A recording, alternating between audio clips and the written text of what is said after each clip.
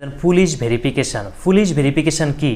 আসলে police verification বিভিন্ন পারপাসে হয়ে থাকে। পাসপোর্ট যখন করতে যান আপনি, তখন আবার সরকারি চাকরির ক্ষেত্রে, আধা সরকারি যে চাকরিগুলো রয়েছে সেগুলোর ক্ষেত্রে, অথবা বিশেষ প্রয়োজনে এটা হতে পারে।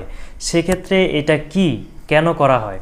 আসলে পুলিশ ভেরিফিকেশন মূলত হচ্ছে একটি অনুসন্ধান আপনার সম্পর্কে।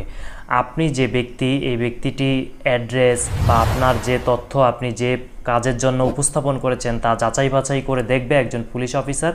আপনার থানায়, আপনি যে থানার অধীনে রয়েছেন সে থানায় আপনার ফাইলটি চলে আসবে এবং সেখান থেকে আপনার সম্পর্কে যাচাই বাছাই করা হবে আপনি কে, আপনার তথ্যগুলো ঠিক আছে কিনা, আপনার নামে কোনো মামলা বা আনুষঙ্গিক কোনো ক্রিমিনাল অ্যাক্টিভিটিস রয়েছে কিনা, দেশদ্রোহী কোনো কার্যক্রম রয়েছে কিনা, এই সামগ্রিক বিষয়গুলোর উপর পুলিশ যে প্রতিবেদন দেয় এটাকেই পুলিশ ভেরিফিকেশন বলে।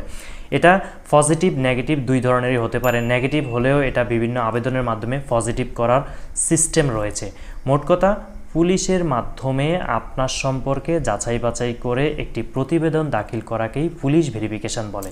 প্রিয় ভিউয়ার্স, এই ধরনের নিত্য নতুন তথ্যবহুল ভিডিও আমাদের চ্যানেলে নিয়মিত আপলোড করা হয়, তাই চ্যানেলটি ইউটিউবে সাবস্ক্রাইব করুন এবং ফেসবুকে ফলো করুন।